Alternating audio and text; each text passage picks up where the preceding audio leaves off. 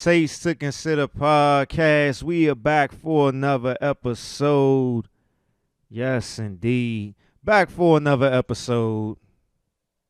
Shout out to all the listeners, Spotify, Apple Podcasts, Google Play, Stitcher, Amazon. Shout out to all the YouTubers. Appreciate all the watchers, the viewers, the listeners, sharers, downloaders, likes, follows, all that good stuff. I appreciate you. It doesn't go unnoticed. So we back for another episode. Yes. For all the YouTubers, you see it's still light outside behind me. So the time has gone forward. So yes. We approaching spring. Approaching spring. The official new year. The official new year, yes, in a couple of days, springtime is near. That warm weather is about to be upon us. Yes, I know everybody is so excited. Oh man, back for another episode. Shout out to all the people who listened to the last episode, Mirror Outrage. This episode will be Mirror Outrage Part 2. Part 2. This is kind of an unexpected episode as far as topic content wise, because a lot of this stuff just falls into my lap. So, and if you on social media, it's some new shit every day. Every day. So, this definitely wasn't the plan of this episode, but hey, I'll just go with the flow, baby. Just go with the flow. Wife. You hear that, Henry? We're busting up their marriage, and it's all your fault. All my fault. You hear that, Walter? All I'm trying to do is get the same things for my wife that your wife has, and she's complaining. I got news for you, Henry. When your wife has everything my wife has, she'll still complain. All women. I tell you, I don't understand them. But especially you white women. You sit up here in your nice world, and instead of enjoying the things you got, you're worrying yourself sick about some women's rights. Well, let me tell you, baby, I'm Ebony. In the world I grew up in, the black man couldn't even get a job. So the woman went out and worked and supported the family. And quiet as it's kept, none of us never wanted it that way. And some of us don't have to have it that way, like me. Now, I got a J.O.B. and a good one. And if I have to work 2 jobs, then I will, because I am no longer going to be the husband of a black maid. That was from an episode of the TV show back in 1973. The TV show was Maude. And if you recognize the voices, that was Florida Evans. But you heard something different when she spoke. She didn't say James. She said Henry. So on Maude, before Good Times came out, Florida Evans was the maid. But James Evans was Henry Evans on Maude. So that's why she said Henry. He was Henry Evans on Maude. But when Good Times came out, he was James Evans. But, I've been talking about all this stuff lately about shit. I've been talking about it for a while, for a few episodes. Shoot, I don't even know how many episodes, years, months, whatever. But talking about the feminism stuff and how the black community has been caught up into the white feminist movement, and particularly how the black women has gotten caught up into the white feminist movement, and how black men have had to suffer through it and had to deal with a lot of these ideologies and these ways of the ways of thinking of white women and all that other stuff. So I came across this clip during the week, and I was like, damn, this just it's deep, because this was in 1973. So what I'm saying, it's a lot of people out here, particularly, I ain't gonna say a lot of people, well, yeah, it's a lot of people, black men and women, on a side that don't believe in this feminist movement causing a divide in the black community.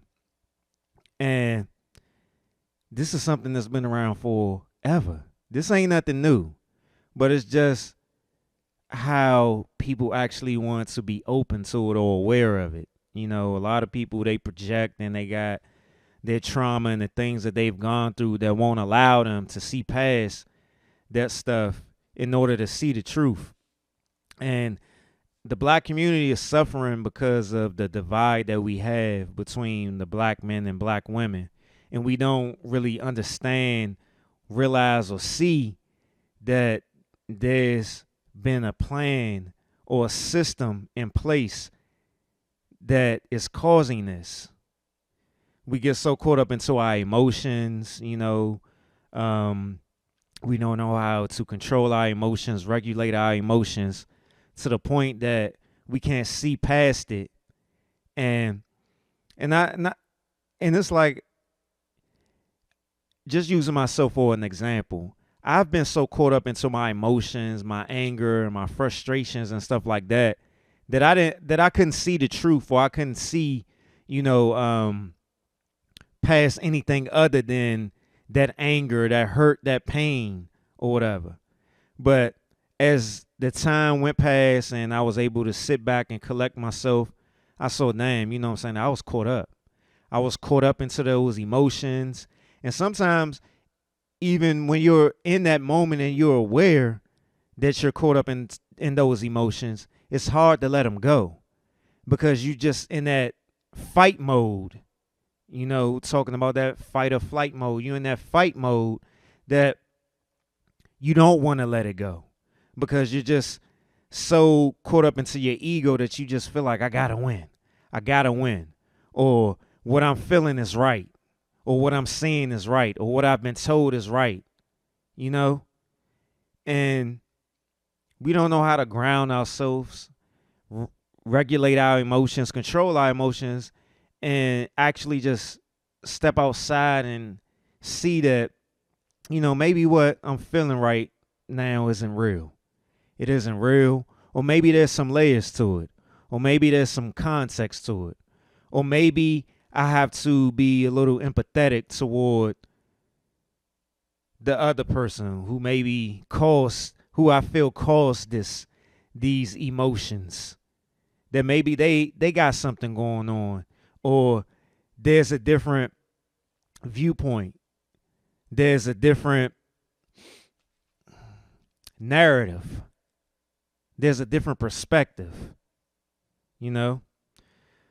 But yeah, I thought that was a good clip. I'm going to save this one because I'm sure that I might have to use it later on another episode, because this conversation,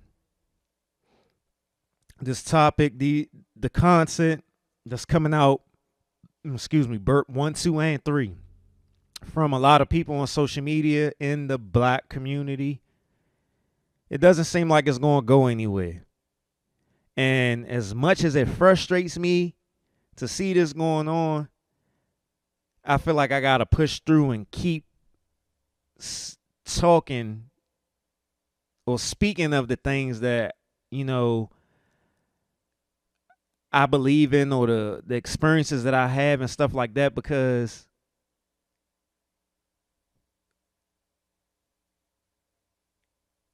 we just going to continue to stay caught up into this.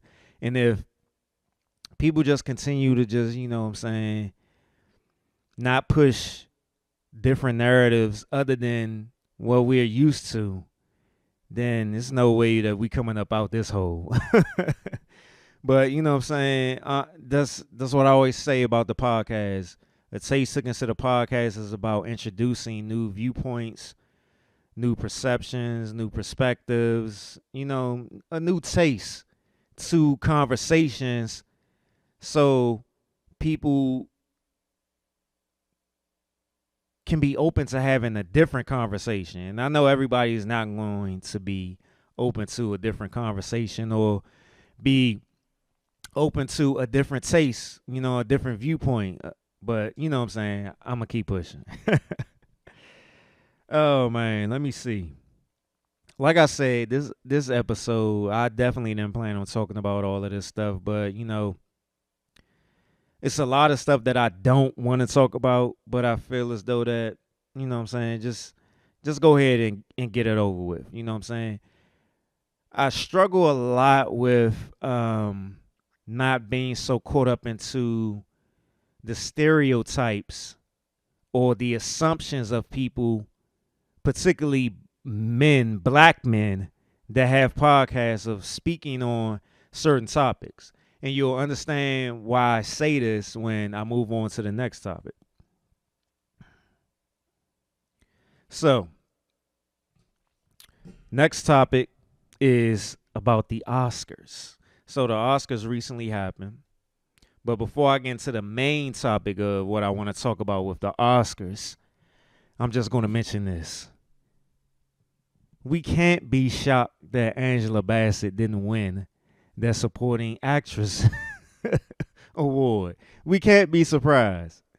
Like, it's funny because last night I tried to watch the movie that Jamie Lee Curtis was in that she won the award for over Angela Bassett. And I couldn't get into it. And I've heard so many people talk about how good this movie was. And I just couldn't do it. I said to myself that I was going to try again. I was going to try again to watch it and just and not stop it like I did last night. And just watch it all the way through and just see. So I plan to do that this weekend. I might do it after I finish recording, or I might just wait till tomorrow, Sunday. But what's also interesting is I didn't even see Black Panther 2. Because y'all know I've talked about it before. Y'all know how I feel about Black Panther 2. I didn't want to watch it because of how they marketed the movie and how they blatantly push the character T'Challa, which Chadwick Boseman played, just completely out of the story. The whole based off of Chadwick Boseman's death. Now, and I feel like they played their whole marketing campaign off of his death. And I didn't like that. So I haven't seen Black Panther 2 at all. But I am confident enough to say that Angela Bassett did great enough to win that award over Jamie Lee Curtis. All based off of that little bit that I've saw off of the movie that Jamie Lee Curtis was on. Look, I don't even remember the name of it. It's Everything, Everywhere, All at Once or something. I think that's the name of it. But, yeah. But I'm confident enough to say, but just based off of over the years of seeing movies that Angela Bassett is in versus movies that Jamie Lee Curtis has been in, that Angela Bassett should have won that over Jamie Lee Curtis. But, like I said, we shouldn't be surprised, and I digress with the whole topic of Angela Bassett being snubbed of the award. We shouldn't be surprised. But moving along to the main topic of the Oscars, and which has caused a lot of stir on social media, Twitter, Instagram, Facebook. I've seen it all on all three platforms. And it's the Ciara outfit. Now, like I previously stated before I start getting to the Oscars topic, this is just some shit I just don't want to talk about. Like, I don't even want to give it, like, all of my energy. But I'm here now, right? I got a show. There's certain things that has to be talked about. So I'm going to give my opinion, my thoughts on the whole situation. But let me take a sip first. I took a little bit more of a sip. So we had Ciara going to this event, Oscar event. And before, anybody who's listening right now says it was a theme party, I understand it was a theme party. And I don't care about none of the other people that was at that party. Particularly what I saw on social media, people were pointing out all of the other white women at the party who was dressed similar to Ciara, basically butt naked, half butt naked. Like the party theme was sheer. But it's funny because like I saw majority of all of the outfits of the people who attended the party, and there was a lot of tasteful outfits at that party. And I've seen over the years plenty of outfits that involved sheer that were tasteful, and I've seen some that I feel as though were distasteful. But that's just my opinion. Those are just my thoughts. But focusing or centering in on the Ciara topic and all of the dialogue and all of the think pieces and group thinks and all that other stuff that's been going on. Now, I will say this first, that I'm not surprised, and it annoys me that people put so much energy into this celebrity shit. But hey, how am I not surprised when it comes to our quote unquote black community? I mean, that's just what it is. So Ciara was basically butt naked. You can see her ass. It was to the point where I was trying to figure out whether she had pasties on or not on her nipples. But half butt naked. I even tweeted about it. I did a split screen of and I'm sure other people have seen it because it was almost like other people had the same ideas I had. Not saying that I was the first or people stole from me, but I did a split screen of the picture of her and Russell Wilson at church. Russell Wilson on his knees, and they was praying and stuff like that. And I did it side by side with the picture of Ciara at the event in her sheer outfit. People sitting there talking about something. It was a dress. That ain't no damn dress. That was just some see-through fabric. That ain't no dress. That ain't no outfit. That was just some see-through shit. It was a see-through throwover. Oh, man. So, people was all talking about some, you know what I'm saying, all the white women was at the party. I don't care about them white women. I don't care. I'm not white. I don't care about the white women. I'm focused on Ciara because that's where the attention was brought. That's where all the controversy was brought. That's where all the people that you know what I'm saying, that I have some sort of connection to or relationship with was talking about. And I ain't talking about no tight relationship or no tight connection. I'm talking about just social media purposes. What I've seen all day on social media. Ciara. But like I said, I did my due diligence of seeing what all of this was about. And I saw all the other outfits and stuff like that. So I saw some tasteful outfits. Like even Halle Berry's outfit was tasteful for this particular theme event. Tessa Thompson, Janelle Monáe, I thought was tasteful. And this was just for this event, you know.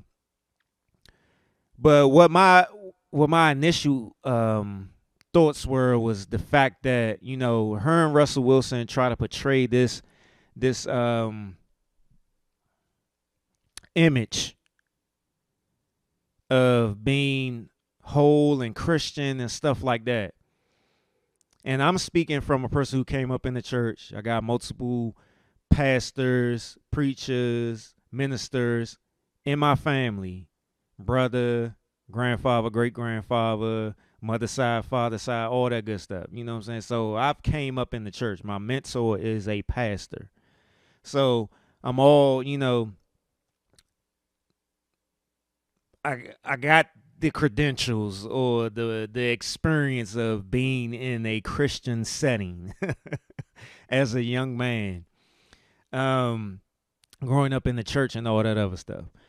But I just think that you can, and I've said this plenty of times, people can do whatever the hell they want to do. I will never argue with that. People can live their life whatever way they want to live. I'd rather you live your life the way that you want to live as opposed to being a follower. But when you portray an image, when you push an image out there, you will get backlash when you do things like this. And I'm not saying it's warranted or anything like that, but you should expect it. Russell Wilson has been even taking Ciara out the equation. Like most recently, Russell Wilson has been getting a lot of backlash from his teammates, from the sports media and stuff, from how the way he conducts himself. Particularly the image that he portrays and displays out there or whatever. You know what I'm saying? Him being all Christian and all that other stuff. But he's very aloof. He's very distant from his teammates. He acts as if he's above them and stuff like that. So he's already getting backlash from his side. And now you have this situation right here. And it's funny because I just brought up Ciara like a couple of episodes ago when she was making that song for single women, independent women or whatever, but she's a whole married woman. So it's like you're doing a lot of stuff that contradicts the way that you're living your life. So it shouldn't be any confusion about why you're getting backlash or anything like that.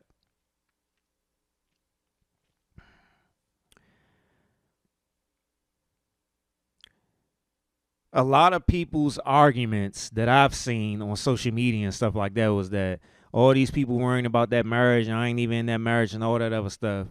Y'all don't know what they thinking. Y'all don't know what's going on and all that other stuff. But then you have those same people saying those things, mirroring something similar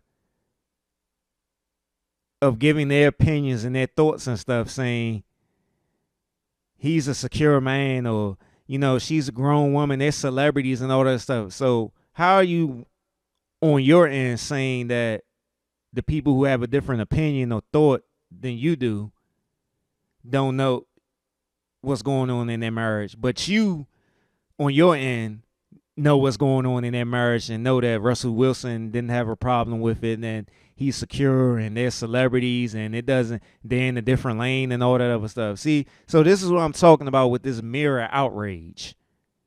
We all do the same things. We all have the same thoughts. It just depends on when we choose to speak on it, or when an incident pops up, or when we're triggered to have these similar thoughts. You'll have these opposing views, but they're pretty much mirroring each other.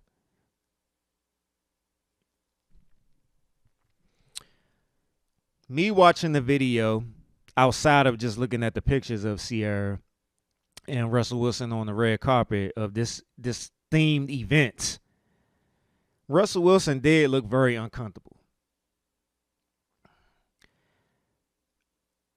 I've been around long enough to know that there are certain men that do love to have a woman that gets a lot of attention, that feeds them. And I do know that there are men who don't rock with that it makes them uncomfortable. So there's a security on both sides as well as an insecurity on both sides in these type of situations when it comes to being in a relationship with a woman that gets a lot of attention. But it's just about what that actual man is willing to be honest about. Because I've also seen men who have gone after women who were wearing a lot of the revealing outfits, who commanded a lot of attention because of those outfits, who was twerking, showing her ass and titties and stuff like that. And when they actually was able to get in a relationship with that woman, then they tried to change the woman. All of this stuff is appealing on the outside, but I won't say most men. There's one side of men who want a woman who has the essence of sex appeal as opposed to the aesthetics of sex appeal. And there's a side of men who wants the aesthetics as opposed to the essence. But from my experience, I've always seen it as though the men who are more focused on the women for the aesthetics, they just want to hit. And when I say hit, I mean sleep with, have sex with. They're not really concerned about having a relationship with them. But for the ones who actually want to have a relationship with them, they usually can't handle the type of attention that that woman gets. And they'll do anything that they can to keep that woman, whether it's with their money, the cars, clothes, materialistic things. Or they'll try to change them. And they'll have a problem down the line, and it will cause a rift in their relationships. So it's always like I've said this plenty of times before on this podcast and on the Unproductive and Unapologetic podcast. Shout out to the UNU network, all the podcasts on that network. 3 stars, 2 bars, unprocessed knowledge, separate the 2, and reservation for 3. Check all the podcasts out. But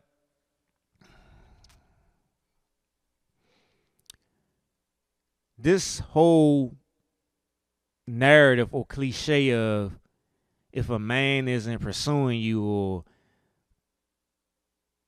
putting in that effort or that work to be with you or whatever, then he's not serious. But like I always say, a man will put all the effort, time, work, whatever, into getting the woman just so he can hit. It's to conquer. You got to look at it from an animalistic standpoint. A man is a lion, the predator. The woman is the gazelle, the prey. It's a natural instinct for that lion to go after that gazelle. It's natural. So it's going to be natural for a man to go after a woman regardless of what his intentions are. And sometimes taking out the animalistic portion of it and putting in the human portion of it, there's a lot of men who are interested in women but won't pursue them in the way that social media or society tells us because of they may have insecurities or because society has programmed men to be more focused on finding their purpose or getting their business and their foundation straight first before they pursue a woman. So it's always context to these situations.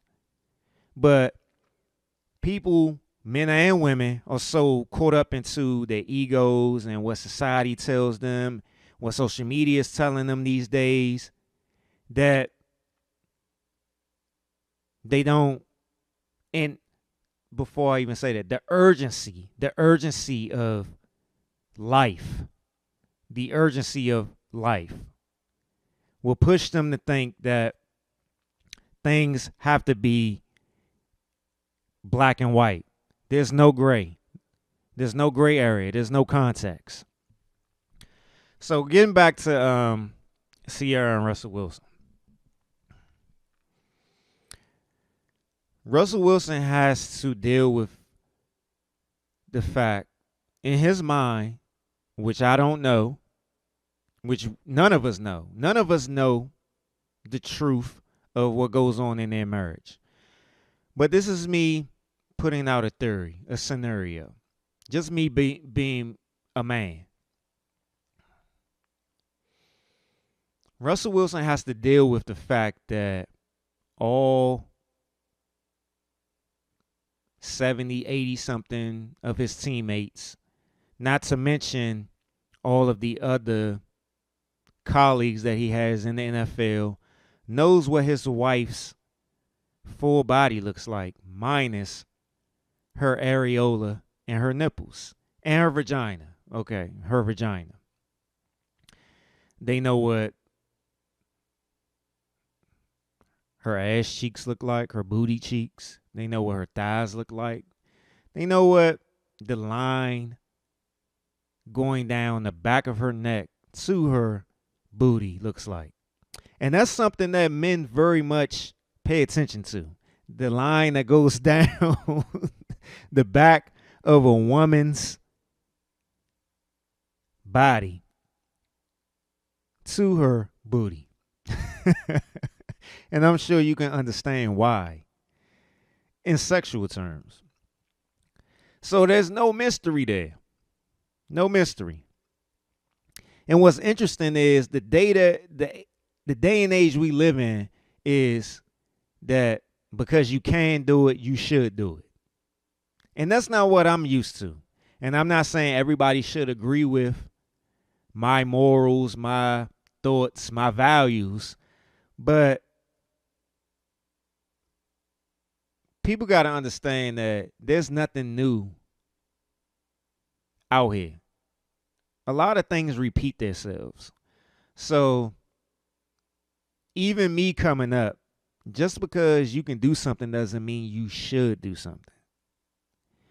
And I think the times we live in now are so liberal, so out of control, so confusing that people think that just because you can do something, you should do it. And this ain't it. This ain't it.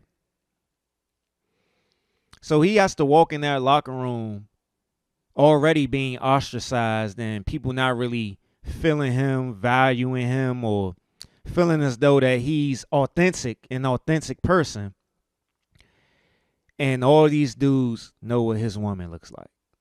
And I'm sure it's people probably listening right now saying, who cares and all this other stuff. He has to be secure and all that other stuff. But what happens when one of those teammates that don't really rock with Russell Wilson disrespects Russell Wilson and mentions his wife's body? That disrespect started from the disrespect that his wife displayed to him by wearing that outfit in the public for whatever reason that she chose to. Yes, I know it was a theme party, but like I said, just because you can do it doesn't mean you should do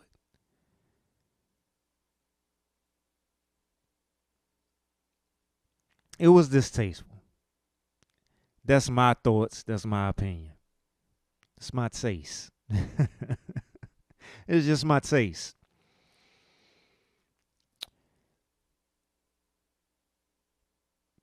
I look at it as though, and I know other men that look at it the same way as me, that if you have to do something like this or wear outfits like this, then do you value your husband's opinion? Do you value your husband's attention or your man's opinion, your partner's, whatever you want to call it, opinion? Or are you seeking something further? I don't know if it was on my podcast or on Unproductive Podcast, but I think it was on Unproductive. We talked about when Steph Curry's wife came out and said that she doesn't like it that she doesn't get attention anymore. She's in a whole marriage with a superstar. And we just talking from external reasons. A multimillionaire superstar. Steph Curry couldn't walk down the street without somebody recognizing him in any country. But she openly did an interview saying that she doesn't like how she doesn't get enough attention from other men. This is literally what she said. So it is this element out here where people don't want to recognize or admit that they want or seek validation from others. And there could be something, I ain't gonna say there could be, there is something lying in the shadows on why a person can feel that way, man or woman. A lot of us are out here soothing ourselves or comforting ourselves with some sort of substance, whether it be alcohol, food, drugs, social media, attention, whatever. We all have things that we're trying to soothe or comfort ourselves from. Burp, 4, 5, 6, 7, whatever. But we got to start being honest with ourselves and stop trying to project or live our lives through celebrities and stuff like that.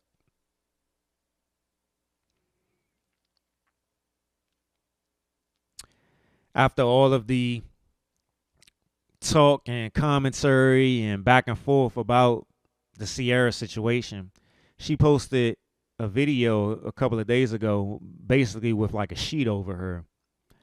And she put selective outrage. And that's fine. Yeah, it definitely is an element of selective outrage there. But it also is an element of selective accountability as well. I don't find it a coincidence that Ciara in the past 2-3 weeks has been in the media getting some sort of backlash. First, it was the song. Second, it was her posting about braiding her hair. And then when she got backlash about that, she was doing like 2 little pigtails or something. And then she got backlash on that about those were 2 pigtails, that wasn't no straight backs. So then she posted a video of her doing cornrows on her own hair. So it seems like there's an element here of her trying to seek attention or validating herself through other people. And now you have the dress situation. And now this post about her being in the sheet and talking about selective outrage. So, yeah, there's an element of selective outrage, but there also has to be an element of selective accountability. There's also some mirror outrage and the mirror accountability. Like, you can't 1 minute post these things and then you getting backlash and praise, because there were people praising her outfit, living through her, projecting upon the fact that she's wearing this outfit and stuff, but then not acknowledging that as well. So you see, there's also selective outrage on her part. But I digress. I got a couple of clips. And let me just point this out because I talked about this as well with the Tia Mowry situation. And I, when I was looking at the Ciara Russell Wilson situation, and recently a clip of Tia Mowry resurfaced about her wearing lingerie in front of her kids and asking them what they thought about it and filming this and posting it. And it made me sit there and think like, okay, you know, you had all this controversy around her and Corey Hardwick, her husband, filing for divorce, and people all having this speculation or whatever, and there's different sides to the speculation, mirror outrage. And it had me thinking that, okay, this is a perfect example right here on 2 different sides of a relationship. You'll have a situation where it's clear, in my point of view, that Tia Mowry needs validation. She needs the attention and stuff like that. She's been in Hollywood and on TV. She's been a star ever since she was a kid. So now she's getting a divorce from her husband. And she's doing all these things that will garner attention. And I look at it as though that, okay, Corey Hardwick was the opposite of Russell Wilson. He said, I'm not just going to be validating you 24/7 when it's clear that it's an issue and maybe you need to work on something yourself in order to validate yourself. Because I can't be your servant of validation 24/7. And then you have the other side where Russell Wilson will do anything to keep this image up. It feeds him to have a woman that garners this attention, and he will just let it go despite any reservations or any thing that goes against his morals or his values.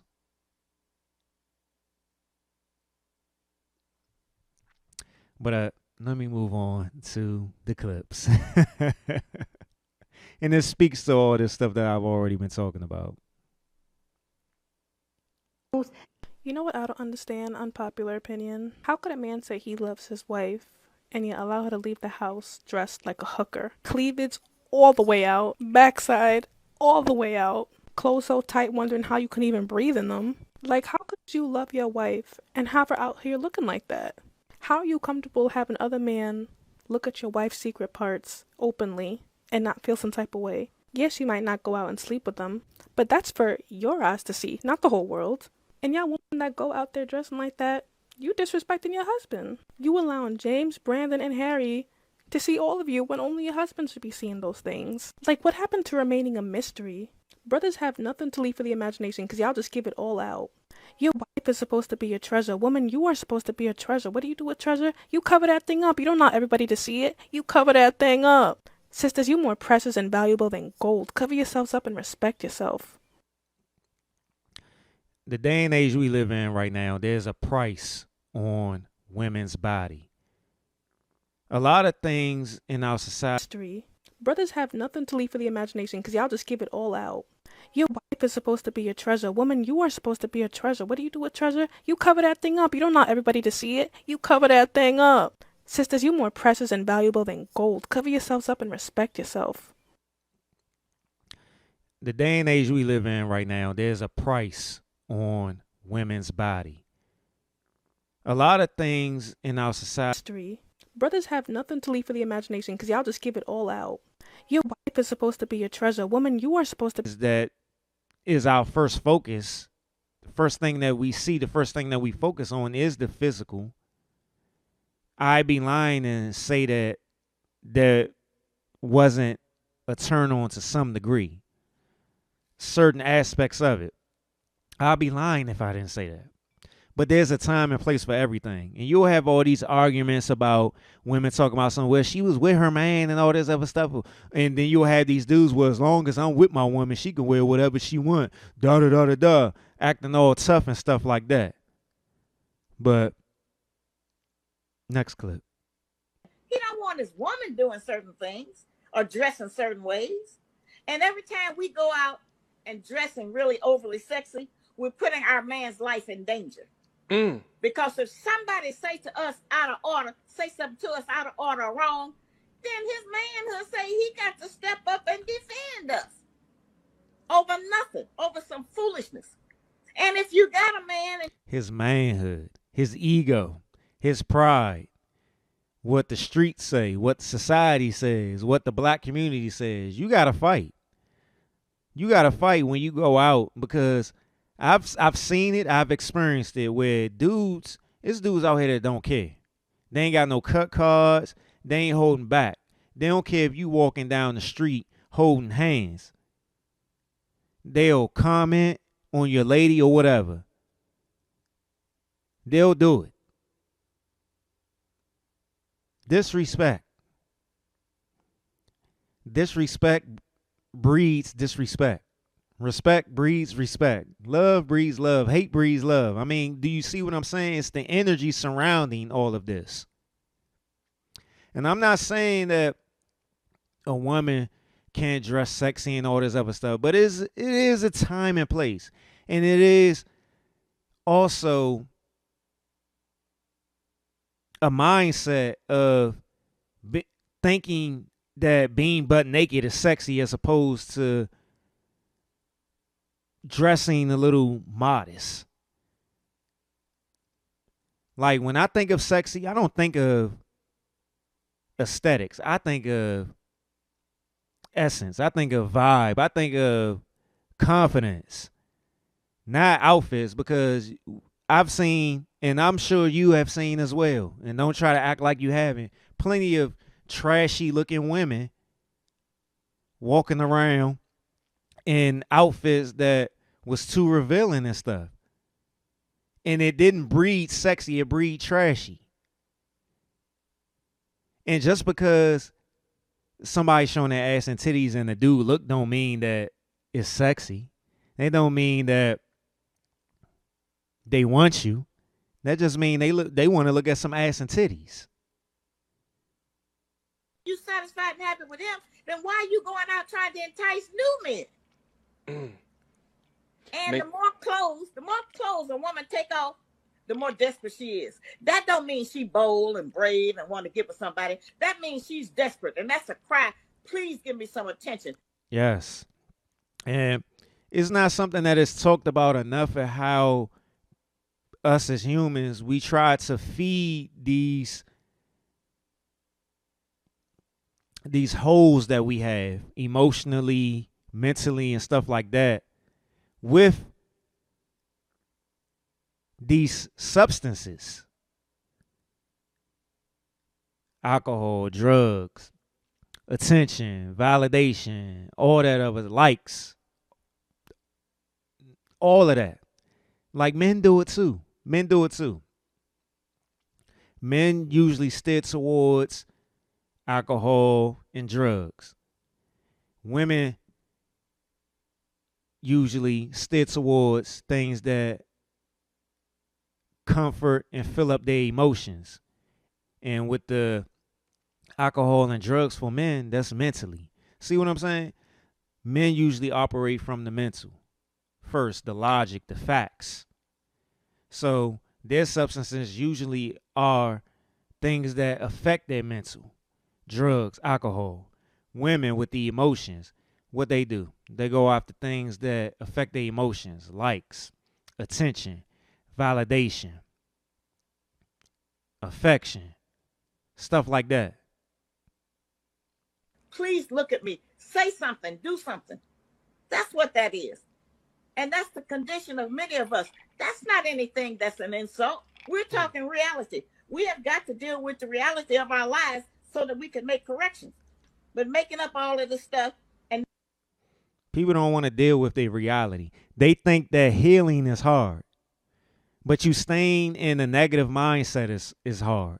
You doing negative things is hard. You having bad habits is hard.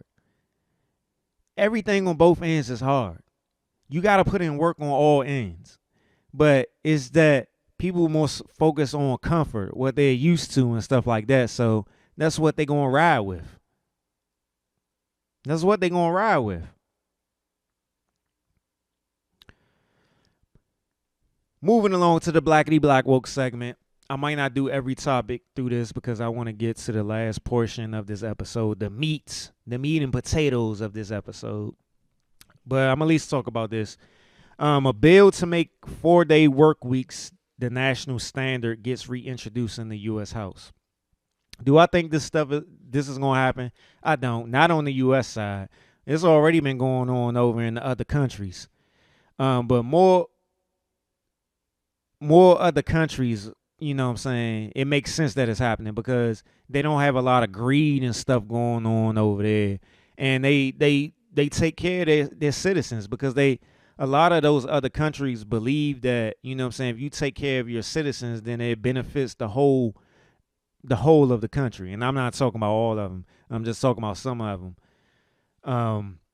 But do I think it's going to happen over here? No, I don't. And if it does, I think there are going to be a lot of stipulations to it. One, if they do a 4-day work week, I feel like there's going to be 10-hour days. So you still going to be working 40 hours and you still going to be working to the bone, tired, stressed, and all that. So because there's no way that over here in greed country, greed town in the United States of America, that they're going to let people work 32 hours and make the same pay that they was making with the 40 hours. That's not going to happen. The corporations and stuff over here are too fucking greedy. And if they do follow through with the 4-day work week and they say everybody got to work 10-hour days, it's going to be a divide. Some people going to be cool with it because some people are already working it. And there's going to be some people that's not going to be cool with it. You know what I'm saying? And then you look at it like they saying that this is going to add more value, more time and stuff to people's lives over here. How? They're still, if they keep it to the 40-hour work week, people still going to be tired as hell. So when they get that Friday off, let's say if it's just going to be a work week of Monday through Thursday and they get that Friday off, they ain't going to be able to do nothing else on that Friday because that Friday they're going to be trying to chill. And then Saturday they going to stick to what they've always been used to. Their mind is going to keep them stuck in the place of, well, Saturdays I usually go, you know what I'm saying, hang out with friends or do something, you know what I'm saying, something leisure, some sort of leisure activity or whatever. And then when Sunday comes, you getting ready for the whole work week all over again. So do I believe it's going to happen? No, I don't. And if it does, I still feel like it's going to be a problem regardless. It's going to be a problem regardless because are people really ready for a 10-hour workday? I remember working 12-hour work days at one time when I was saving up for my house. And the shit was not it was not fun. Not fun at all. But I was younger then, so I was able to get through it. So think about the people who are in their 40s, 50s, 60s that's still working, that can't retire because they not making enough money already. So they working these dog hours on 4-day work weeks. And then most of them probably will pick up an extra shift if they working in retail or hospitality or food and stuff like that. You know what I'm saying, on those Fridays or however, whatever that 5th day is, if they working 5 days a week. So it's not going to be just as simple as people think it is. Study example thousands of people who swapped a standard 5-day work week for a 4-day one shows that the extra day off could provide mental and physical benefits for employees without hurting the revenue and productivity of a business. Fox's Ted Linder has more. Imagine this. You come home after a long day of work, and before you can relax, you're faced with a mountain of household chores and family obligations you need to finish first. Many, if not most of us, have been here before, where it seems like there's not enough time in the day outside of work to enjoy life without neglecting our responsibilities at home. But results from a new 6-month study out of the United Kingdom are showing how a 4-day work week gives people more personal time to invest in their health and lives, while promoting better outcomes for their corporations. 61 companies with about 3,300 employees from multiple industries shifted their work from the traditional Monday to Friday work week to a 4-day work week. Companies' revenue didn't change much during the trial period, and there was no loss of productivity. For employees, there were lower levels of anxiety, fatigue, and sleep deprivation. Researchers also found employees on a 4-day work week were able to exercise more, providing additional health benefits. The study also saw a decrease in the number of people calling out sick. Employees are less likely to be burned out. They're less likely to resent their organizations. For critics who say a 4-day work week won't become mainstream, business management professionals say a competitive job market may require businesses to adapt the concept as a recruiting strategy to attract new candidates, as well as retain the staff they currently have. Ted Linder, Fox News. So the study was done over in the UK. So it's different. It's a difference over in the UK than it is over here. It just is. So those studies are always pretty. They always have, as I'm going to say, holes in them, because the study isn't a whole study. It's a partial study. But let me take a pause. Past couple of episodes, I've been having to go to the bathroom. I've been pre-gaming a little bit too much. So let me take a pause, and I'm going to be back and finish the Blackety Black Woke segment. And I'm back. Yeah. So we'll see about the 4-day work week. Like I said, it's been reintroduced. So you know how that goes. But let me see where I'm at. Blackety Black Woke segment.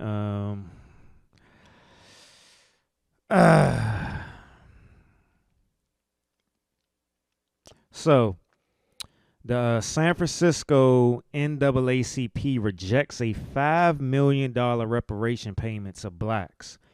Calls for reparations to focus on investments and opportunities in 5 key areas at Board of Supervisors meeting on reparations today.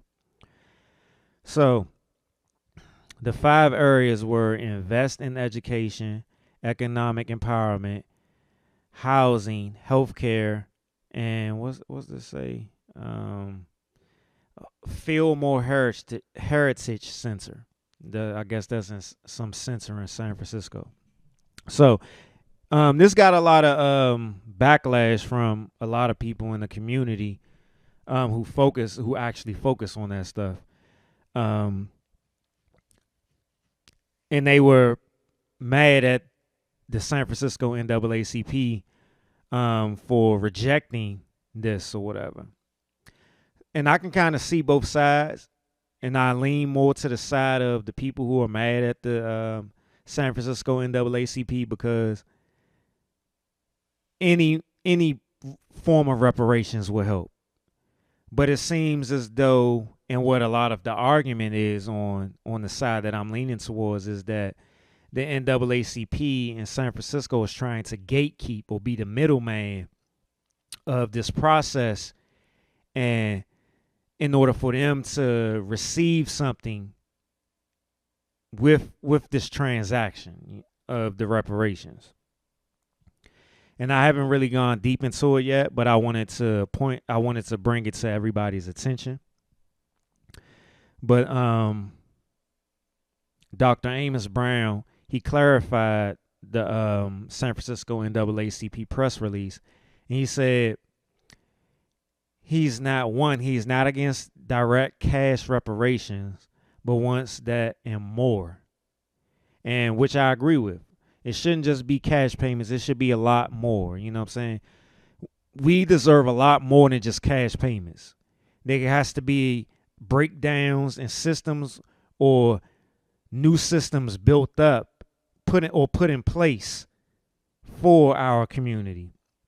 But this is also what he said too. He said he doesn't want to set Black Americans up for failure, and says we need realistic proposals.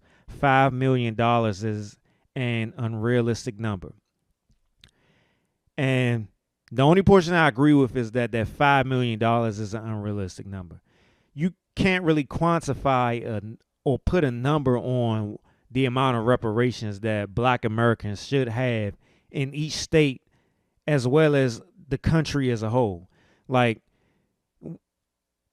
I feel as though the reparations we deserve, just based off of cash payments, would bankrupt the country. And we already see how easy it is for the United States government to give money out to everybody else, other countries that don't have nothing to do with the direct growth of this country. They just giving it out. Ukraine, they just gave out some money to what was the country? I think it's Ethiopia. They gave out some money to Ethiopia.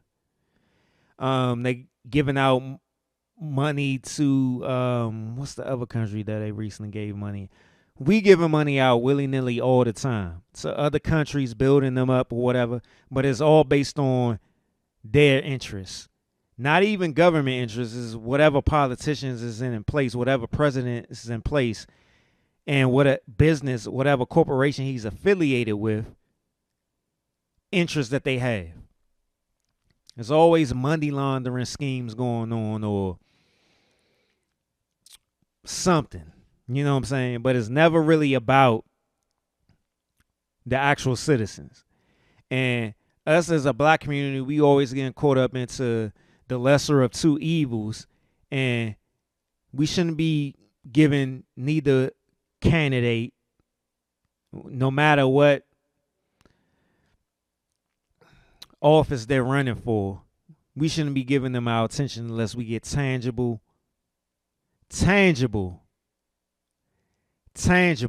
results. But I digress, and I will move on from that. And I'm going to move on to this story that has been getting a lot of attention lately on Twitter that I've been coming across a lot.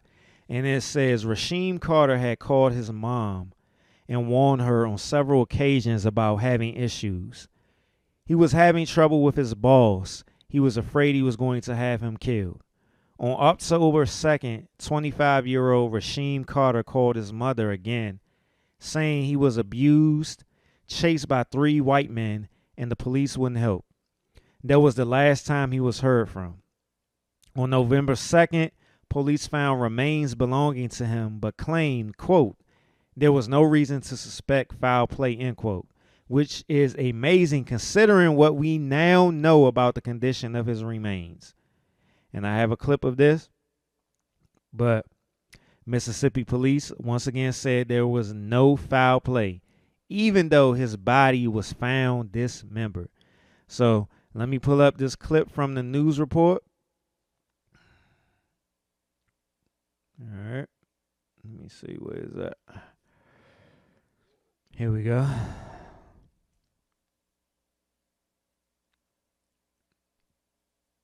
Civil rights attorney Ben Crump was in Jackson today, calling for answers in the mysterious death of a young Fayette man whose remains were found a month after he went missing. 12 News' Leah Williams heard from attorneys who are they didn't calling say on his the body, U.S. they said Department of remains Justice to step in. Leah? But they said there was no foul play. Melanie, the state medical examiner's office was not able to determine a cause of death for 25-year-old Rasheem Carter. His family believes there was foul play, so their attorney sent a letter to the Department of Justice asking them to get involved. We want to warn you that some of the video is graphic and could be disturbing to some viewers. 25-year-old Rasheem Carter of Fayette was contracted to work in Smith County last year. Carter went missing in October after texting his mother that his life was in danger. He said, me and the owner of this company not seeing eye to eye, mama. His name, which I can't say at this time, but if anything happened to me, he's responsible for it. I'm too smart, mama. He got these guys wanting to kill me. And that's what he sent to me. Attorneys say there was an attempt to use Carter's credit card in Taylorsville while he was missing. A month after his disappearance, some of his remains were found in Smith County. His head was severed from his body. His vertebrae, his spinal cord, was in another spot they discovered away from his severed head. They have recently found remains that they believe are also Rasheem Carter. The Mississippi State Medical Examiner's Office was not able to determine a cause of death because some of Carter's remains were in an advanced state of decomposition. Attorney Carlos Moore called it one of the most disturbing cases of his lifetime. I've been a Mississippian for all 46 years of my life, and I've never heard of a crime this horrific in my life. I was not living during the time of Emmett Till. I heard about that and read about it in the history books, but I thought we had progressed in Mississippi. The Smith County Sheriff's Office is leading the investigation, and the Mississippi Bureau of Investigation is assisting. But his family says more needs to be done, so attorneys sent a letter asking the U.S. Department of Justice to get involved. We need the highest levels of law enforcement to administer justice for Rasheem Carter as if he was your child. The Smith County Sheriff says he's waiting for the findings from search warrants to come back. He also says he welcomes the involvement of the Department of Justice. I reached out to MBI as well, but the agency declined to comment on this investigation. Melanie, back to you. Terrible, sad story, but I mean, I hate to say it, are we not surprised that stuff like this is still going on? And it happened in Mississippi, so we know that Mississippi is, being a black person living in Mississippi, going through Mississippi is dangerous. But I came across this story so many times in the past week or so that I had to share it. I pray for that family, yeah. It's thoughts and prayers. Thoughts and prayers to the family. It's sad. But I'm going to end the Blackety Black Woke segment off of that. And we're about to get into the meat and potatoes of this episode. And I've done episodes, past episodes, where I talked about this black woman therapist. And I can't remember what episodes it was, but I know I did like a series on it. Trying to see if I can find the name of it. So if anybody wants to go back and listen to the episode, they can. Let me see. I'm trying to think what episode it was when I was talking about that black woman therapist. Let me see. I think this is it, right? Yes, All Falls Down.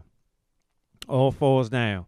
I did 2 parts of this episode, All Falls Down, when I was talking about the black woman therapist and all the controversy around. She went viral, all the things that she was saying about black men and all that other stuff. She had recently went through a breakup with a black man, and then she just started posting on TikTok about black men, and she's a therapist talking about black men need therapy, and was just saying that black men didn't have value and all this other stuff. And this wasn't verbatim of what she was saying, but this was just the gist of it.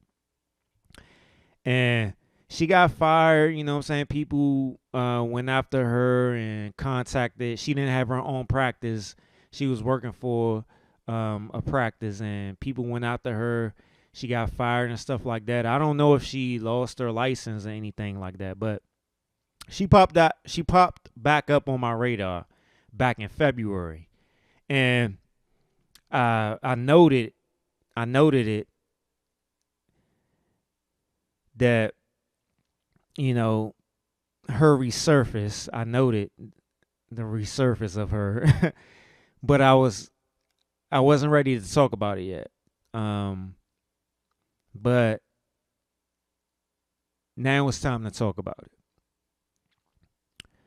And her particular situation and stuff like that, I don't, you know what I'm saying, a person that is in therapy, a person who has struggled with depression and, you know what I'm saying, deals with anxiety and stuff like that, I will never shit on somebody and, you know what I'm saying, be happy that somebody is going through something because they, you know what I'm saying, did this and did that. They're just not, that's not me, But all of this is relevant right now. So I'm going to go to the clips that I came across back in February of this particular black woman therapist that I discussed before on All Falls Down Part 1 and All Falls Down Part 2. You can go back and listen to those episodes, real good episodes. Got a lot of good feedback from that. So let me pull up the clips that I came across back in February of her.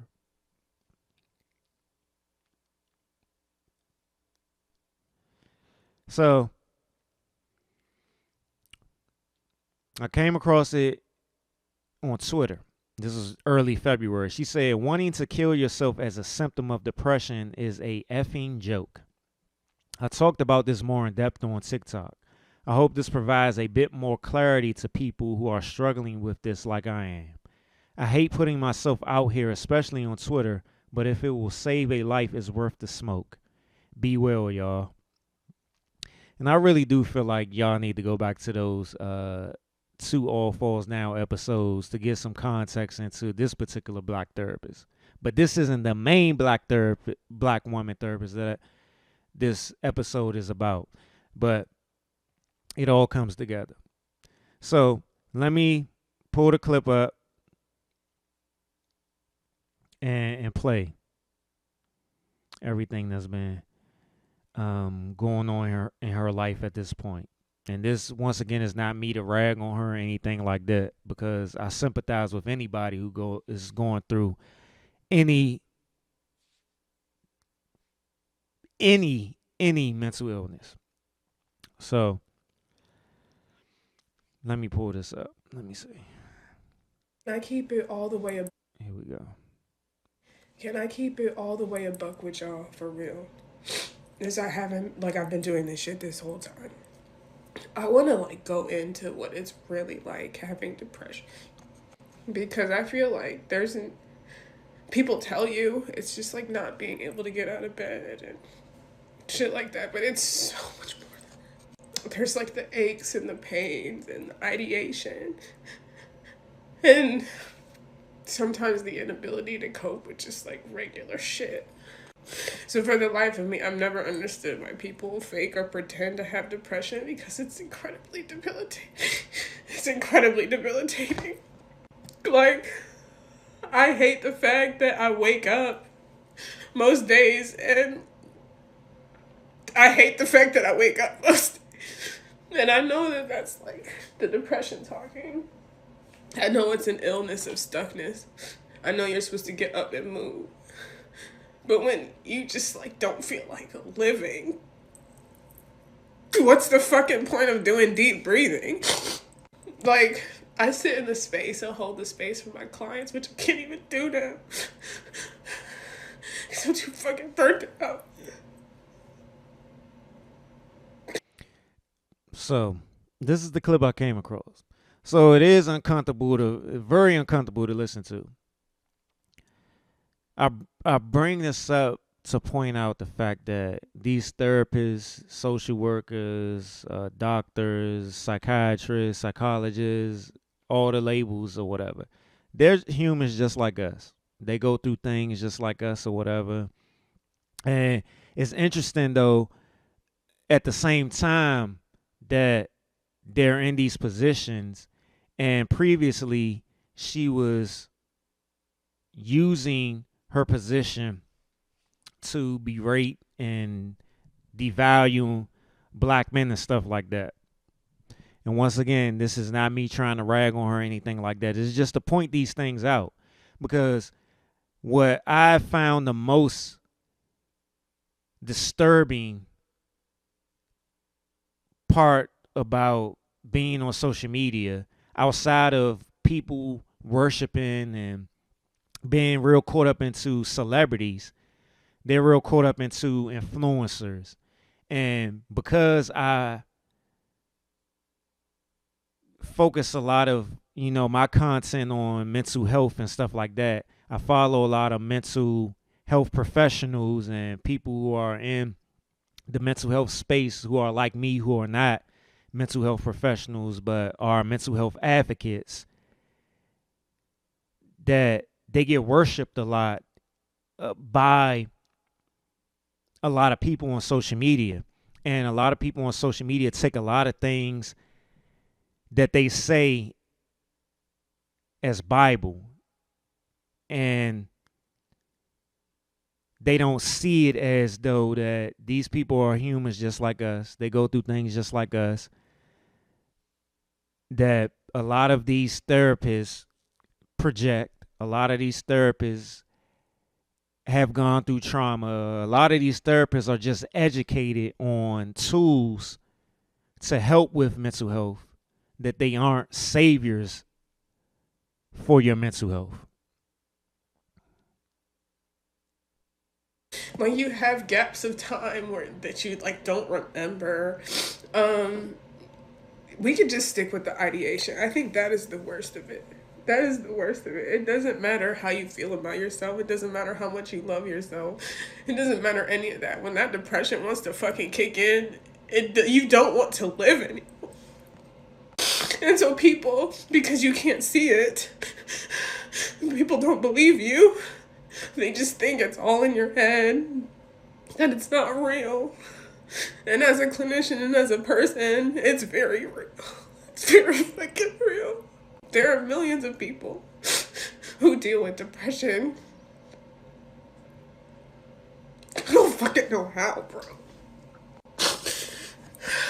I'm not going to finish the clip. This is very uncomfortable. I do sympathize with her. I do empathize with her. But I think a lot of times people who go to therapy, who have therapists, they go see a psychologist, psychiatrist, social worker, whatever title that they have, that they don't realize that therapy isn't about being saved by the therapist. That when you go to therapy, therapy is about you ultimately, I hate saying this, but you saving yourself.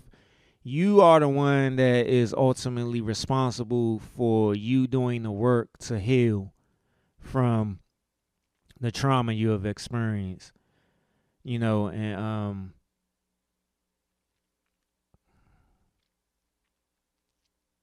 a lot of people just get too caught up in following these therapists that post content on social media, which is usually short form content, a minute and a half, maybe 2 minutes.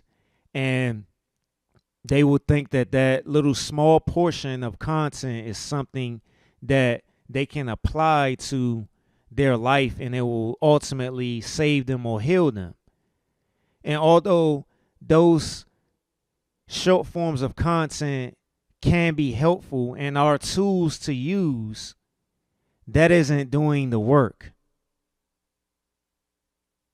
One thing that I've learned going to therapy for over 10 years now is that I am responsible for my healing. I am responsible for doing the work. I can't put that responsibility on the therapist like I was so used to putting that responsibility on my mother, my father, my lady, my brother, my friends, my boys. I can't do that. I'm ultimately responsible for healing, making changes, evolving, etc., etc. I am responsible for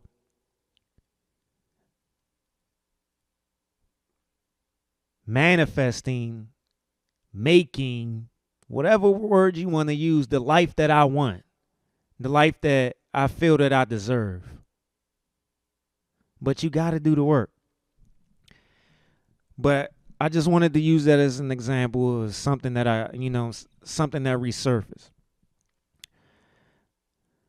But recently, I came across it on multiple social media platforms. Was a new black woman therapist. And let me start by saying this. There has been a thing now, I've talked about plenty of times the black man versus black woman divide or narrative or discussion or conversation, argument or whatever. But there's also now this argument, discussion, debate, fight, etc., about black men versus black women therapists. So recently, another black woman therapist went viral for some things that she said. So First, I'm going to start with what she said. She first tweeted and said this. I will not give her name out because, according to her, she has received death threats and threats of harm. Whether that's true or not, I don't know, and I'm not going to debate it. This is coming from her. This is what she said. So I will not give her name out or her social media handle and stuff out. But this is what she said. She said, this is what she tweeted. And they got 5.5 million views. I'm no longer accepting male clients. They get in my email inbox and want me to prove why they should choose me as a therapist.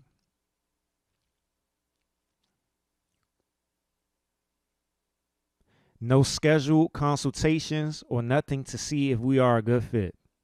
I am not the one or the two to prove my worth to anyone. We will not work well together because you already trying me. And I'm not above going off on nobody. If you try me before the therapeutic relationship starts, I know you out here being a menace to folks. And that's going to activate my nervous system. So nah, it's a wrap. It's the folks' tone policing me. I tweet like I talk. That's very key. I didn't pick up on that at first when I first came across this, but that's very key. I tweet like I talk. I talk this way in therapy with my clients. That's the whole point of being a black therapist. That's interesting. I didn't.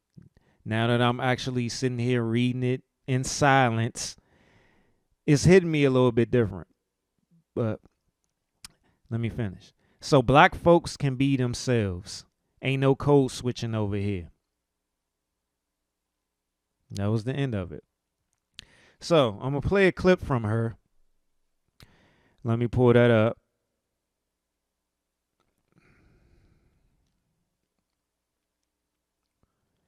Very interesting how you can interpret or receive something differently when you're in silence. So I'm in total, complete silence down in the tasting room right now recording while I was reading that. So here's the clip. I say I don't want to work with males anymore in my private practice because they activate my nervous system and I don't feel safe. And their response is to threaten the unalive. Let me stop real quick and just point this out before I get. That's not what she said in the tweet.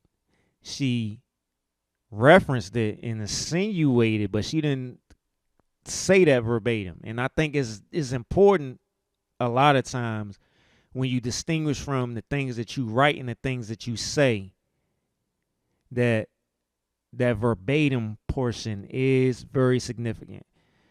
In those tweets, she didn't say nothing about being safe. And I'm not here to debate or discount her. I'm going to get into both sides of the argument because I look at it in a lot of different ways because I feel like it's not just black and white. It's not just one-sided with this. But let me get back to the clip. Me by threatening my livelihood, saying that there's groups of y'all that are reporting me to my licensing board because I don't want to work with y'all. Y'all ain't want to work with me anyway. So what y'all talking about? Y'all are reporting me to my licensing board for saying I specialize in working with black women who overcome perfectionism. Did you know that therapists are allowed to have specializations? Did you know? One thing that I've noticed is from the tweets that I read and from this clip, there's a lot of things that there's differences.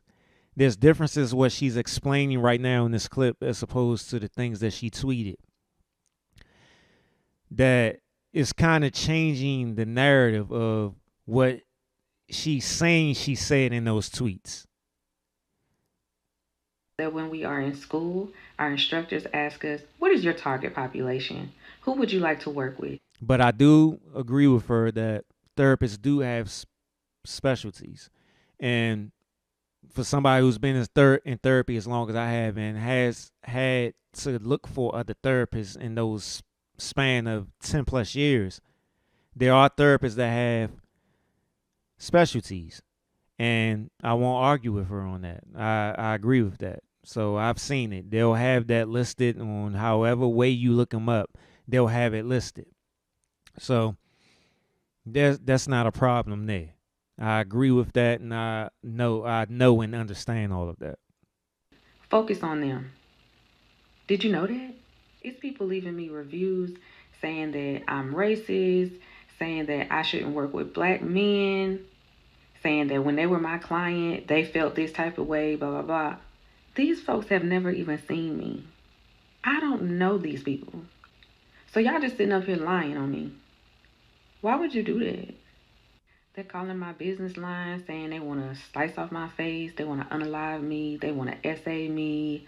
I should be... You really think I want to work with men now? No. Then on Twitter, y'all posting a picture. And I agree with her. Like, a lot of the reactions that she's gotten from what she tweeted and even this video or whatever is validating what she's saying about her nervous system being activated.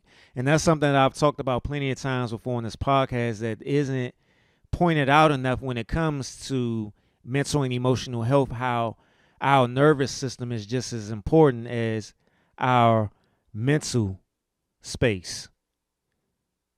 A lot of the trauma that we've gone through, we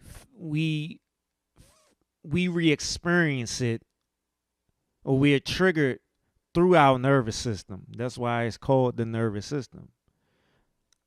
Of my profile for therapy for black men. Yeah, that's me. But I'm no longer seeing males because of the things that I've said previously. And my profile is still up there because I paid my $20 for the month. See, that's where I find a little contradiction. So if you don't want to work with males no more, so what? You paid your $20. Just take the profile down on that website that promotes therapy for black males. I'm waiting on them to stop my subscription. I just made this. How does that make sense? She said she was waiting for them to stop her subscription, but you said you don't want to work with black males. So why are you going to in turn keep your profile up there for black men to find and to seek you out for you just to reject them? That doesn't make sense. How are you so focused on holding boundaries, but you're so focused on also the money that you paid and getting your money's worth? That doesn't make sense to me. Announcement last week. Y'all gonna give me some time? Where is the energy for the male therapists who only see men? Because I don't see y'all out here acting like this towards them. I encourage you. I implore you to find a male therapist that's a good fit for you. And I agree with her. Find whatever therapist fits for you, whether male, female, black, white, whatever. I've gone on record plenty of times on my podcast about how my best experience in therapy was with a black woman. Some of my worst experiences were with black men. Those black men being older black men, but yeah. I've had white therapists, white male therapists. I have had a white woman therapist. My therapist now is a white woman. So you have to find whatever works for you. But ultimately, it comes down to what I was saying before. When you're looking for somebody to save you, direct you, it's not going to work out. It's the same thing of trying to be in a relationship or a partnership, and you're looking for your partner or the person you're in a relationship with to make you happy or to fulfill every one of your needs, and they don't, then you have some sort of resentment, or it's always something that you're pointing out, or it's an argument about something. It's the same thing with a therapist, because that's a relationship. You're going to have a relationship with your therapist. But ultimately, it comes down in these relationships, you holding yourself responsible, holding yourself accountable, and you doing what's best for you. Not about looking for somebody to save you, somebody to direct you, somebody to point you in the right direction, somebody to make decisions for you. But that clip is over with. That was the clip. All right. So moving on from the clip. All right. Let me get my stuff back. What's interesting is initially when I came across the tweet or whatever, I didn't really see anything wrong with it. And I honestly still don't see nothing wrong with it on the basis of me knowing that therapists, people who are in the mental health professionals, they have specialties, right? It's therapists out here that don't want to work with kids. It's therapists out here that only focus on couples. It's therapists out here that only focus on people with anxiety. It's therapists out here that only focus on people with PTSD, et cetera, et cetera. That's not the problem. What I find interesting is that a lot of black men had a problem with her tweet, but it was a lot of people debating with black men saying, well, she didn't even say black men, she said males. But then you just heard her video, right? You heard her video where she was referencing black men. So this is why I said her video contradicted her tweets, or her tweets contradicted her video. There was contradictions there. And what was very interesting when I started to do a little bit more research on her, and I started seeing more people do research on her. Well, I ain't do that much as opposed to it was a lot of people that was going in. Like she said, a lot of people was doing that dish you tweets and stuff like that. They was calling her out to the point where she had to make this video. Like this video came days later. Like her 10 toes was down on them tweets. But when people started digging deeper, then she had to make that video. And what I found was interesting, and that's why I said it's important if you want further context. If you don't trust me, if you don't believe what I'm saying to you, go back to those All Falls Down episodes, part 1 and part 2. She agreed with a lot of the things that other black woman therapists had to say about specifically black men and how they were predators, that they had issues, that they the ones that needed therapy, that they were evil and stuff like that. And here's the receipts. When that first black therapist came out and was making those TikTok videos and they started going viral back in August of 2022, she quote tweeted and said, she made great points, but I think her delivery may have been hurtful to some people. Mirror outrage. Excuse me. So, if you think she made great points, but then in turn you said that her delivery may have hurt some people, why can't you see that your delivery may have hurt some people?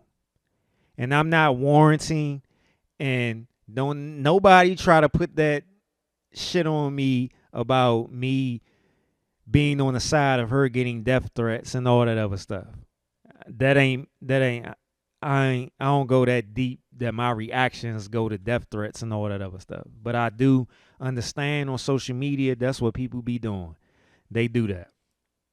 But she agreed with a lot of the things that first black woman therapist said when she was going viral.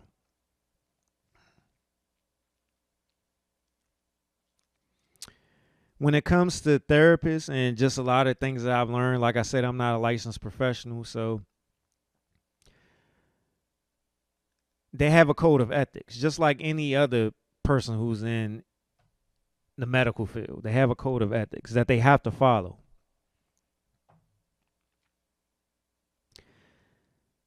So, and those code of ethics are different in each and every state that you have your license in. So That's all based on the board and what they go through and find if they do an investigation based off of reports that they receive. But it is sort of a level of professionalism that you have to have when you're in these positions. And like I've always said, like, we have to be careful with these people who are in these positions, who have these titles, who have these degrees and stuff, that they may not have our best interests at heart. This may just be a job for them, just like any other person who has a job that really doesn't want to be there, but it looks good on paper, or it looks good for the family, or something that they had to do based off of the pressures of society or from their family, or whatever validation they want to receive from the outside world.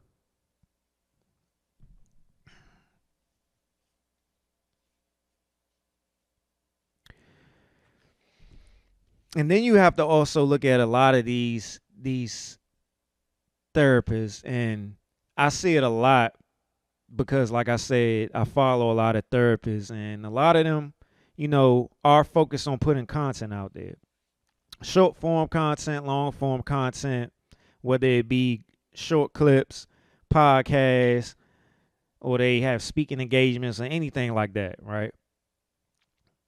So we have to look at it as though just because they are a professional in this field, that they aren't human, and they don't want to be popular, that they don't want to have validation, that they don't want to have attention, that they don't feed off of likes and, praise and stuff like that. So we got to kind of like pay attention to these things and really pay attention to the people that we're following and stuff like that. And to see if they're really authentic and if they're genuine. And there are ways that you can tell. I'm not going to go into all of that because I just want to get through this particular topic. But there are ways you can tell whether a person is authentic and they're genuine in their message and that.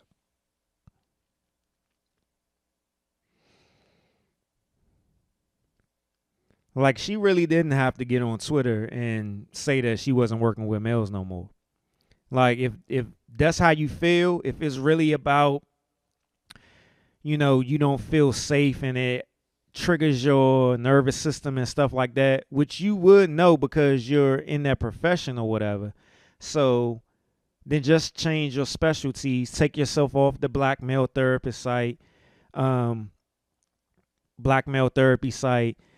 Change your specialties on your website and on your Psychology Today's profile and whatever other mental health sites are out here that you have your profiles on. Change your specialties. Why does it need to be announced on Twitter? It's like you're trying to grab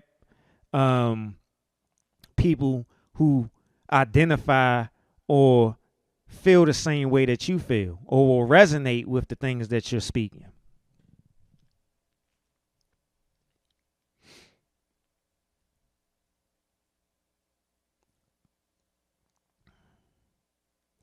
But I mean,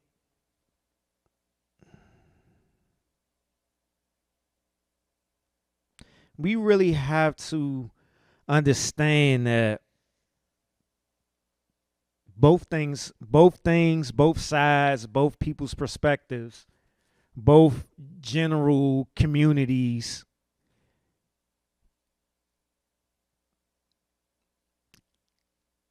point of view are true. It can be true. Like, I think that's the main part in this argument between, or this divide between black men and black women, and black men versus black women therapists, vice versa, the divide in the community or whatever, that all things can be true and we can still make progress. But it's not that way. We are always sitting here fighting and debating on what's true and what's not true, or who's hurt more than who, or who has more power than who, etc., etc. Like, it's exhausting. It's not getting us nowhere. It's keeping us in a circle. It's keeping us in a cycle. And it's discouraging to see when therapists get wrapped up into these conversations, because it's like, okay, I understand you're human, but you also have greater tools to break cycles. That's your main goal, to help people break cycles or bad habits or bad cycles, whatever you want to call it, negative thoughts, negative habits, negative trauma, or whatever. But then you're participating in the same conversations and narratives in that negative way.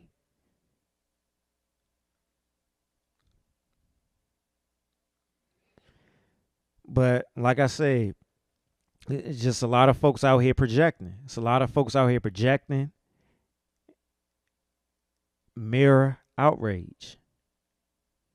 They're projecting based off of the things that they see, the things that they've gone through, the things that they feel, the things that they trigger from, the things that activate their nervous system, as she says. So one of the things that I kept saying to myself is, okay, so if it's obvious you have a problem with men, whether it be black men or men as whole, but I'm going to assume and hold on to the fact that it is black men because, for one, she is a lesbian. And I've talked about how there are people in the LGBTQ community and also part of the black community that have a problem with black men for whatever reason. I'm not saying that to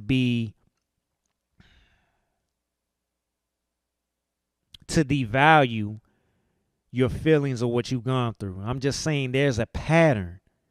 But I will get to the specific portion of me bringing that up when it comes to her, because she made a point to put a spotlight on that. But like I said, we all do projecting. We are all mirrors of each other. No matter how strong that relationship is or how high of a degree the relationship is, whether you're just passing somebody on the street and they bump you or they cut you off or something, that's a relationship right there. You're relating to them in that moment. So how are you going to react in that moment to whatever happened to you, to whatever you feel as though that person has done to you, you know?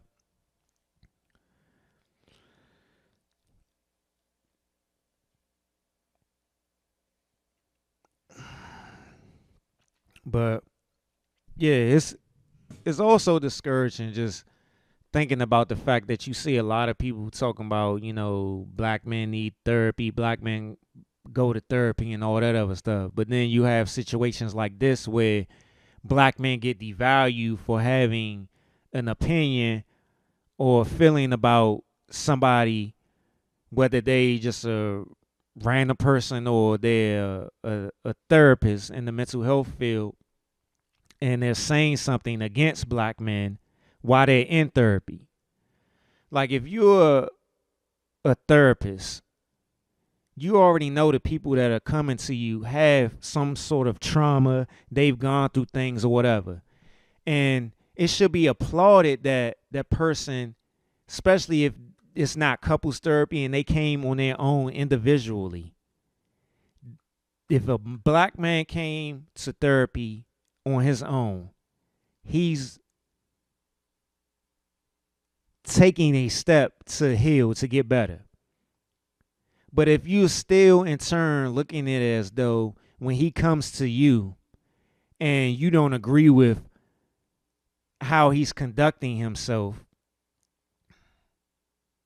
and it's all speculation on how this person is conducting himself, if you're not giving concrete details,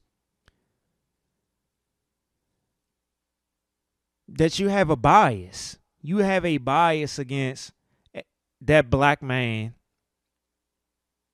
already, that you have guards up. You saying that your nervous system is being activated and stuff like that. So that probably means you need more work on yourself as well to heal whatever issues that you've gone through when it comes to black men, when you're referencing it as men activating your nervous system. But what does that mean, activating your nervous system? Because your nervous system can be activated even in positive ways, not just negative ways.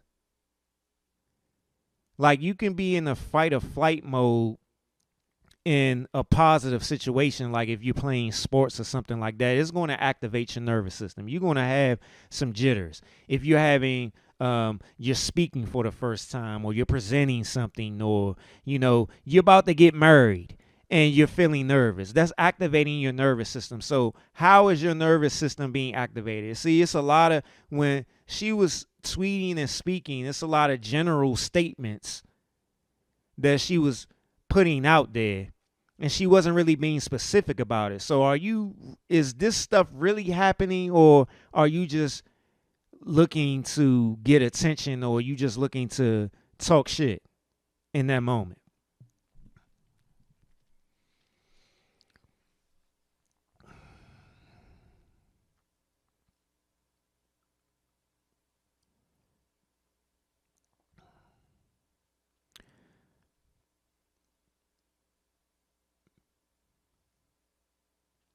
This was another tweet that she commented on, and I've talked about this before. This is a word that I just most recently learned last year. Misandry. Misandry. Misandry. Misandry. And this is a tweet that she commented on. She says, I want y'all to do desperately. I'm reading the tweet as it says, so don't blame me if it doesn't make sense totally. She says, I want y'all to do desperately see that misandry is not real. Reverse sexism doesn't exist. Women, specifically of the same race as you do not have the systemic or social power to discriminate against men in a way that's taking away their privilege in society. So this particular therapist that I played the clip on and had the tweet and all that other stuff, she responded to this tweet and said, thank you, with an exclamation point. So she already sees it as, if you're a black woman, that you have no power over a black man, that you can't in any form or fashion discriminate, devalue, gaslight a black man in any way. But let me go and read the definition of misandry real quick.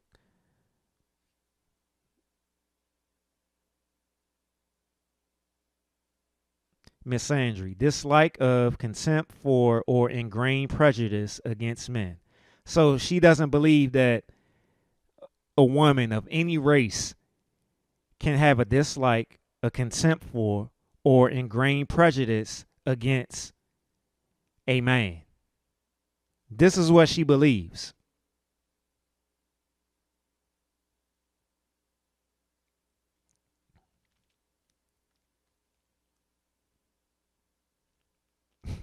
That's what she believes.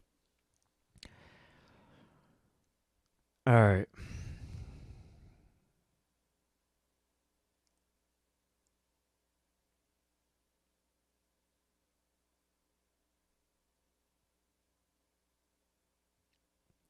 But like I brought up already, her sexuality.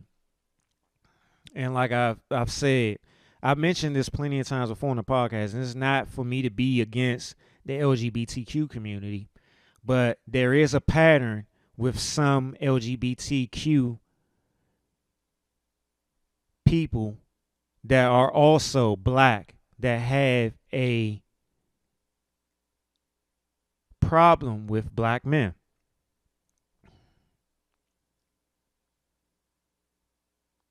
So she identifies as being gay. This is a tweet that she posted. It's so strange to me. Nobody can out-oppress me. I am a single mom, black, and a gay woman. So you see where her mentality is. She tweeted this. This was back in June of 2022. I'm going to read it again. It's so strange to me. Nobody can out-oppress me. I am a single mom, black, and a gay woman. So you see her mindset is only focused on one aspect of our community. She's following stereotypes. She's following narratives. She's following trends of the black community.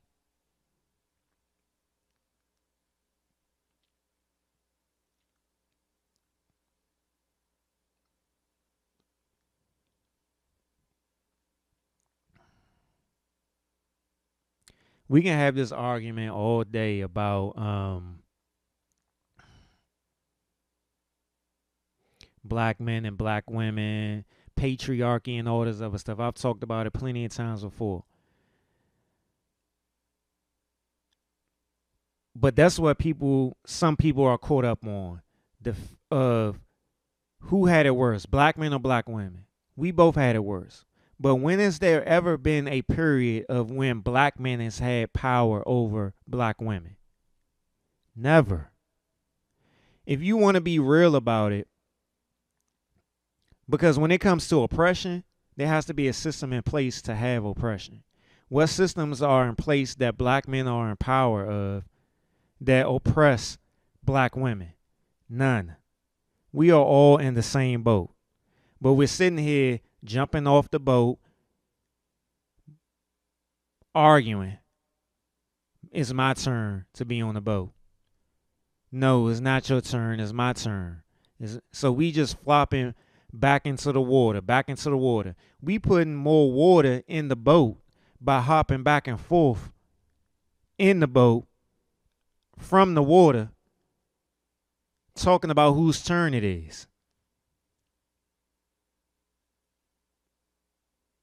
Like I already said, she didn't even have to do all this tweeting, this video and stuff like that. You could just put your specialties on your website for your practice, because she has her own practice, and whatever other websites you have your profile on.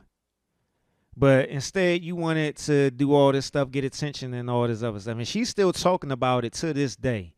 She's still talking about it to this day. This happened like earlier in the week. It's Saturday right now. She's still talking about it, boasting about how she's getting interviews, how she was referenced on articles and stuff like that. And it's just like she's feeding off of this. She's really feeding off of this. But I'm gonna end it right now because I'm about to hit 2 hours, and I'm gonna pick this back up next episode. So I guess it's gonna be a part 3. But yeah. Mirror outrage. Follow me on Instagram, A Taste to Consider Network. My main page is attached to the network page. The Taste, THC.taste_ I think it's 1_ maybe 2 underscores, but it's attached to all the posts. Every post that I post on A Taste to Consider Network, my main page is collaborated with that. So like, share, follow. Listen to me on Spotify, Google Play, Apple Podcasts, Stitcher, Amazon. Subscribe to the YouTube. Shout out to all the viewers on YouTube and stuff like that. Shout out to all the support, all the authentic, organic support. GreatestIamblog.com, my mental health blog. TasteToConsider.com is the apparel on there right now. If you on YouTube, you see I got the How's Your Mental Health Bro shirt on. I got the green and black shirt on. This one will be up on the website soon, but I have all the other ones on there, as well as the Therapy and Heal shirts on that website. And the signature A Taste to Consider shirts on there as well. So, support however you feel, whatever. Make sure on the streaming services You download, listen, and then undownload. It's just a click of the button on there. And even if you don't listen, download it anyway. However you want to support. Yeah, socials, all that good stuff. Twitter, I'm on Twitter. Taste to Consider on Twitter. I don't use Facebook, but yeah. But shout out to everybody. I appreciate y'all. And I'll talk to y'all next week. Taste to Consider podcast. I'm your host, Derek Silver, and I'm out. Damn, I ain't even officially introduced the show with the signature. So let me end it off with that. I ain't even do it to start the show off. Wow. Oh man.